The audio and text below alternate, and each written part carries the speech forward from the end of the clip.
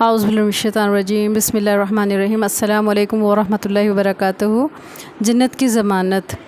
نبی صلی اللہ علیہ وسلم نے ارشاد فرمایا، جو شخص بحث مباحثہ نہ کرے اگرچہ وہ حق پر ہی کیوں نہ ہو، تو میں اس کے لیے جنت کے گوشوں میں ایک گھر کا ذمہ لیتا ہوں۔ یعنی ہمیں بحث نہیں کرنی چاہیے، اگر ہم سچ پہ بھی ہوں اور تو ہمیں خاموش ہو جانا چاہیے، اس کے لیے تو ہمیں اجر و ثواب ملے گا، جنت میں ہمیں گھر ملے گا۔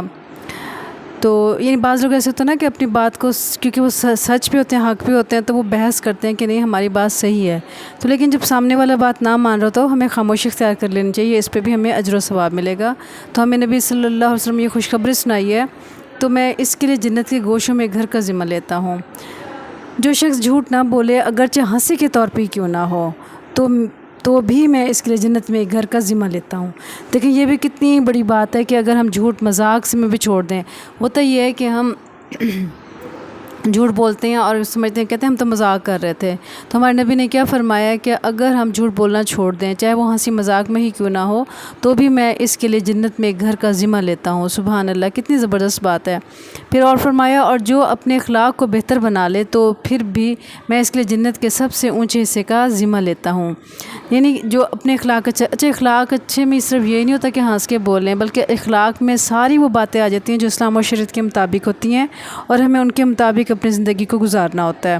تو اس میں اخلاقیات آ جاتے ہیں، تمام معاملات آ جاتے ہیں، اور تمام وہ جو غلط باتیں جیسے جھوٹ بولنا، غیبت کرنا، چغلی کرنا اور ناپ تول میں کمی کرنا، یہ تمام چیزیں بد اخلاقی میں شامل ہیں۔ تو ہم اخلاق کو بہت محدود معنی میں لیتے ہیں کہ اخلاق کا مطلب یہ ہے جو بس ٹھیک ہے ہنس کے بول لیا، یہ نہیں ہوتا، بلکہ اخلاق کا مطلب بہت زیادہ وسیع ہے۔ تو یہ حدیث مبارکہ جو ابو داؤد حضرت ابو امامہ سے روایت ہے۔ تو اللہ تعالیٰ ہمیں علم کے ساتھ عمل کرنے کی توفیق عطا فرمائے، اور جو بات ہمارے نبی صلی اللہ علیہ وسلم نے ارشاد فرما دی ہے، اور وہ جنت کی ضمانت لی آپ صلی اللہ علیہ وسلم نے، اور اس سے بڑھ کر ہمیں کیا چاہیے؟ ہمیں اب 3 چیزوں سے لازمی بچنا چاہیے اگر ہم جنت لینا چاہتے ہیں۔ ایک تو ہمیں بحث مباحثہ نہیں کرنا چاہیے، یعنی ہمیں زیادہ تر خاموشی ہی اختیار کرنا چاہیے، وہی ہمارے حق میں بہتر ہے۔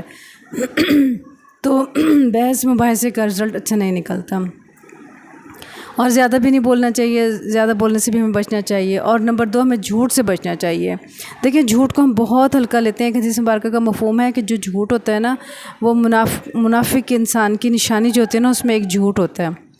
پھر ہمیں اپنے اخلاق بہت اچھے بنا لینے چاہیے۔ ہم بڑے درلیری سے، بدتمیزی سے بولتے ہیں یا بہت برے معاملات کرتے ہیں، پھر کہتے ہیں جی ہم کون سا کسی سے ڈرتے ہیں، تو یہ غلط معاملات ہیں، اس کو بھی ہمیں ہینڈل کرنا چاہیے۔